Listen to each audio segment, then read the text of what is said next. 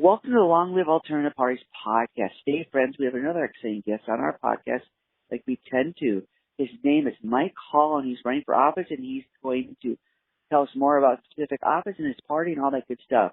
So welcome to the podcast, Mike. Hi, Andrew. Thanks for having me on. We are glad to have you.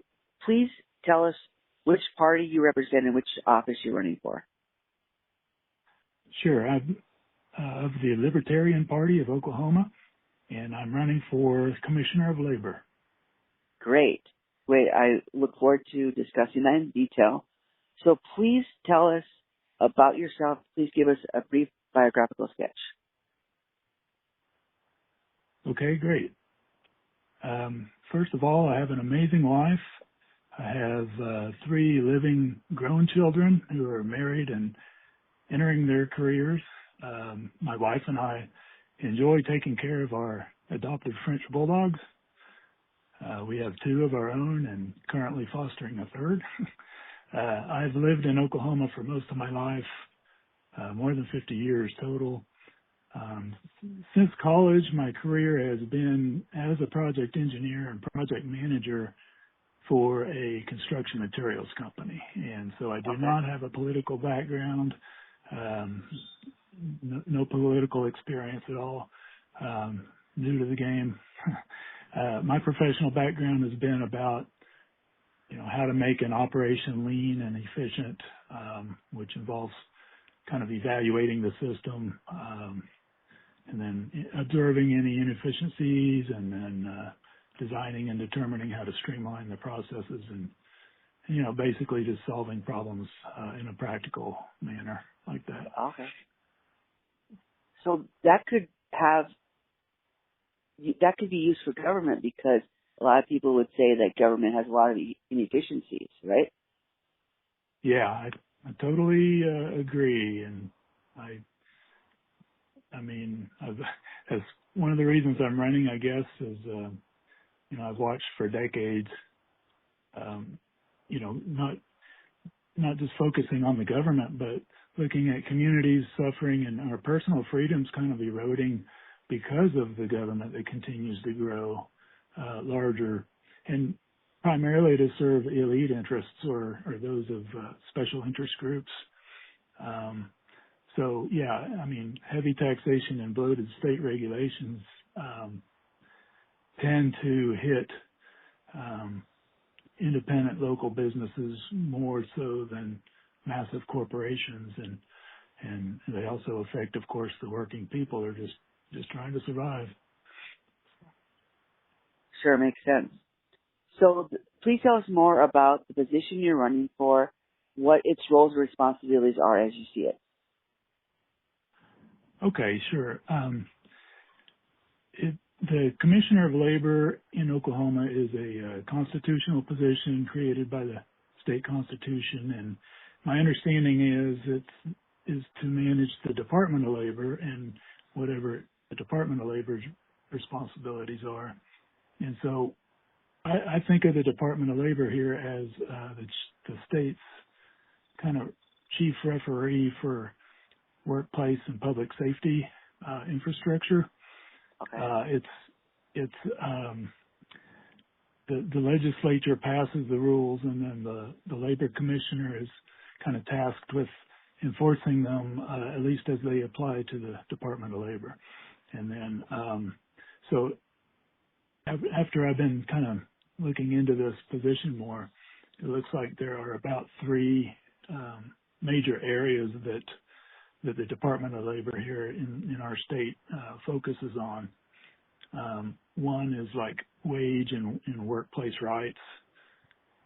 They process wage claims if the worker isn't paid correctly, investigate disputes, and then also enforce like various labor laws. The second, if I see it correctly, is like a public sector safety department. Okay. On the national level, you have OSHA, and OSHA tends to handle private businesses, but the State Department of Labor handles the safety inspections and the rules for the public employees like teachers and city workers and various other state staff. And then the third area is kind of, most people don't realize it. They're also responsible for mechanical and infrastructure safety. So they're in charge of licensing, inspecting, and regulating everyday type infrastructure objects like elevators and escalators, boilers, amusement park rides, and then they're also involved in asbestos removal. Oh, wow. So it covers a few different areas that it's kind of, not many people know all of what it does. So. Okay, great. I'm glad you're running for this position. It's not one that we would think of on the first thought to run for. So it sounds like an important position, so I'm glad you're running for it. Yeah, thank you. Could you please tell us, okay, this office is a statewide office, so what do you have to do in Oklahoma to get on the ballot as an alternative party candidate?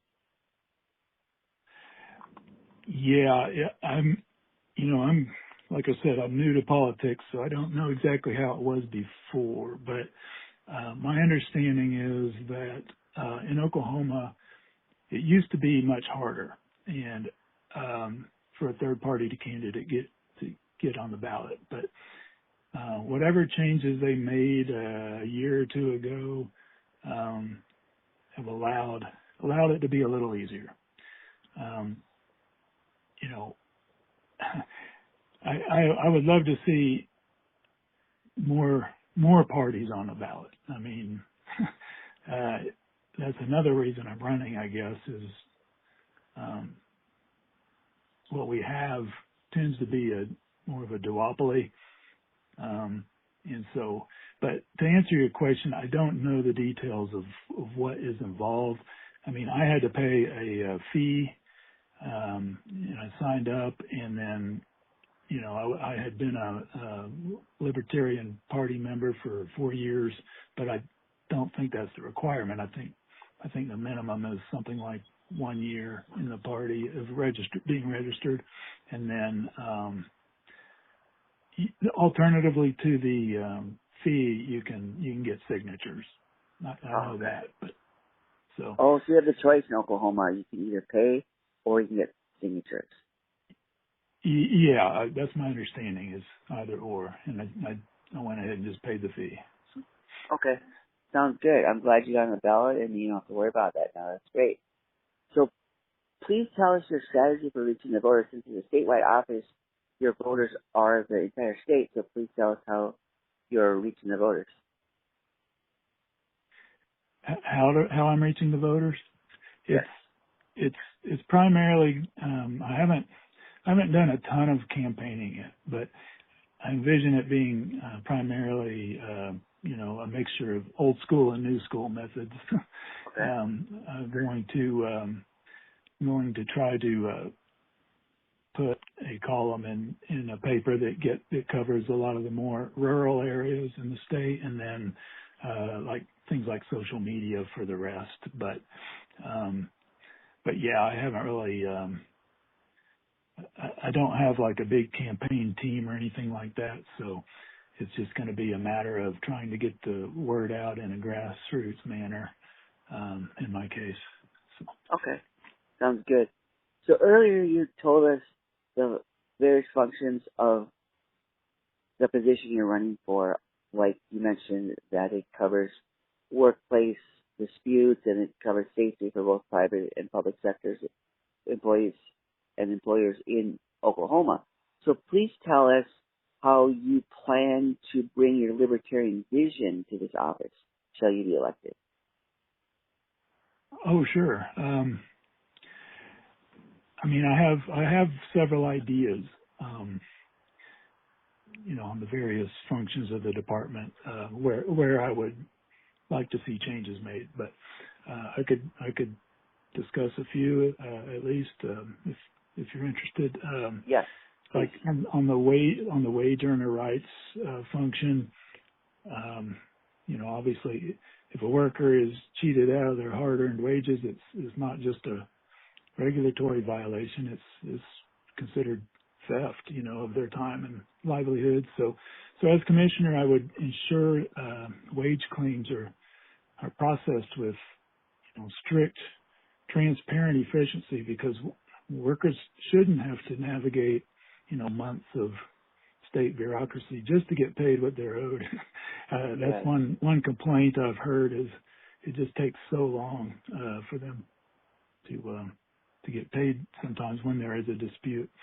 So I think that could be streamlined, and really I think true worker advocacy is going to mean cutting through some red tape and then holding any kind of bad actors directly accountable. But I do want to be someone who fights for people, just especially those trying to start their careers, but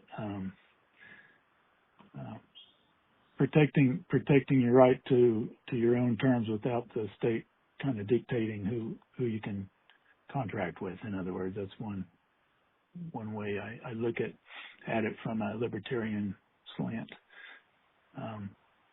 I guess another area would be on the safety inspections I mentioned.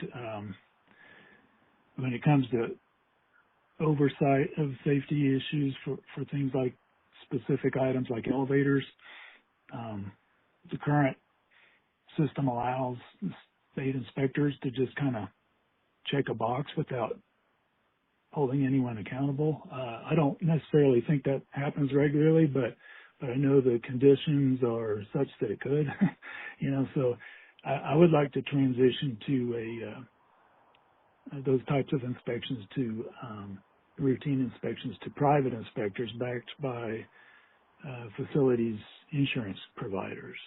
The insurance company is really the one bearing, any kind of substantial financial risk if an accident occurs. And so, their inspectors would have genuine skin in the game, to ensure that the equipment is truly safe. And so if I were to propose that and that were to be enacted, if a failure happens, it hurts the insurer's bottom line, not the taxpayers. But that also shifts the burden of safety and liability entirely onto, the private entities where it belongs, in my opinion, ensuring accountability and without any risk of relying on the state to do any kind of corporate bailout, So I think it could be a plus for the taxpayers in general if we were to take that aspect of the Department of Labor's responsibilities and shift it to private liability providers. So, another area is kind of I don't know how recent it is, but I think of people like gig work employees that are Uber drivers, for example. On a national level, back to the corporate duopoly, they want to force every worker into a rigid, traditional employee box. 9 to 5 hours, W-2 forms, etc. And that's just heavy-handed to me. And I think the reality is that millions of independent contractors and freelance workers choose this path precisely for the autonomy and flexibility it grants them. They want to be their own bosses. They want to work the hours they want to work. So forcing them into a traditional employment structure would kind of destroy their, independence and possibly rob them of their livelihood. So I guess instead of empowering corporations to control how and when people work, I think we should protect the right to independent contracting and look at letting workers, own portable benefits that belong to them, not to the corporate employer. So basically, I mean, Oklahoma's pretty good about that right now, but compared to some other states. But I want to ensure that Oklahoma remains such a haven, for self-employment. Okay. Yeah, I've heard about that issue with the driver companies, Uber and Lyft are the prime examples, and it's their status is in many cases it's ambiguous. So it's good that you want to make there to be more clarity in their position.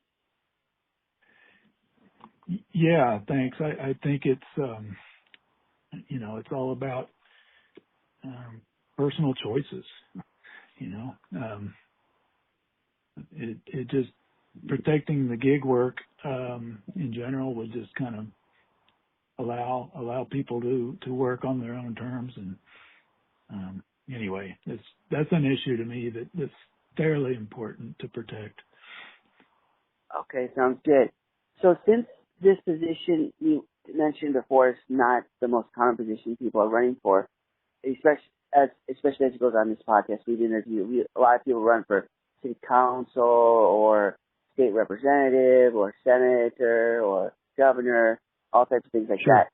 So do you find yourself having to educate people on the functions of the job, or do they know about that in Oklahoma? Yeah, no, I think it's a relatively unknown position. We know there is a commissioner of labor, but we don't really, the public I don't think knows what they do, and so yeah, I mean since I decided to run for this position, I've definitely learned a lot more about it. Great. But it's just my background, of course, isn't how to grow a government agency, and so I would focus on limiting, looking for what we could simplify and automate, and hopefully reduce the department's budget some where feasible, and then possibly returning some back to the taxpayers at some point. But that's just sort of my thinking. But yeah, you're right. It's not well known what the Department of Labor does unless you interact directly with their inspectors or someone like that. And then even then you only know that one sliver of it. So sure. It's kind of grown, I think, in scope and size over the last several decades. So so you want to curtail that some and stop the I would I do kind of feel like it's like a lot of government agencies, they tend to grow rather than, just stay stagnant. But that's and I'm an ally to the taxpayer, but I'm also an ally to like I said earlier, to people trying to earn a living. Yeah. And that kind of leads in. There's another area that I would like to focus on, and that's occupational licensing. Now mandatory state licensing requires people spend thousands of dollars and hundreds of hours in classrooms just for permission to start earning a living, and it doesn't necessarily have anything to do with public safety. Some occupations don't. So these mandatory licenses can act as state enforced barriers that I think lock low income workers or young people or immigrants, out of the economy just to protect some entrenched insiders from competition. And so, as commissioner, I would, one thing I would do kind of early on would be to audit every single license that the State Department of Labor oversees. And if it looks like one doesn't directly protect public or physical safety, I would move to eliminate it, or at least eliminate the mandatory requirement. Okay. Because licensing, if it's voluntary, that's fine. That way the consumer gets to choose whether they go to someone who's licensed or not. But if a business wants to pay for a state credential to market themselves, also they should be free to do so. But I don't think the state government should be the one, threatening an independent worker with fines or jail time or anything like that just to start earning a living. Sure. Sounds good. So Oklahoma is a red state, right? Yes, it's been very red the last 20 or more years, I think. Okay. So are they because Republicans at least tend to think of themselves as fiscally responsible, are they going to be receptive to your message of reducing the government? Yeah, I think so. I don't view myself as a conservative, but perhaps on the fiscal side of things, I like to think of myself as responsible. but I think some people are, like lowercase L libertarian and don't necessarily know it. Sure. You know what I mean? They've been in a certain party for their whole life, and they don't really ask questions. They don't try to, research a lot. They just vote straight party line. And to me, that's going to be a pain point for those of us who are in the third parties trying to run. But I do think in terms of the fiscal responsibility stuff, I do feel like I would be aligned with some of the Republicans. But it's kind of funny you asked that, because I was one of the Republicans. There's two Republicans who are going to run for this who are they're going to be in a runoff in August against each other. And both of them have been in the state legislature for like 10 years or so. And, like one of them, for example, he claims to be small government, conservative or whatever, but one of the pieces of legislation he helped to pass was it added layers to the licensing thing I was talking about. Oh, no. So it's like if I can point things like that out to the public, I may at least turn some heads. But it's just a matter of getting the word out. It's going to be a challenge. Okay. All right. So, Mike, how can our audience support your campaign? Oh, thanks for asking. Yeah, I've got a website. It's called Mike Hall for OKLabor2026.org. And then I've got on there is my email address they can contact me at. And then also I've got a toll-free number if someone wants to call on that website. I'm on Facebook. My campaign page is called Mike Hall for Oklahoma Commissioner of Labor. And then I'm on X as well. So it's at Mike Hall 2026. Okay, great. We can put your webpage in the show notes. That'd be ideal. Thank you. Thank you so much. Sure thing, Mike. Sure thing. We thank you for coming on the podcast today and talking about your campaign. Happy to talk with you, Andrew. Appreciate it very much. We wish you all the best in your campaign and also everything else you do in your personal and professional life. Okay. Thank you so much. Appreciate it. Bye. Have a good day.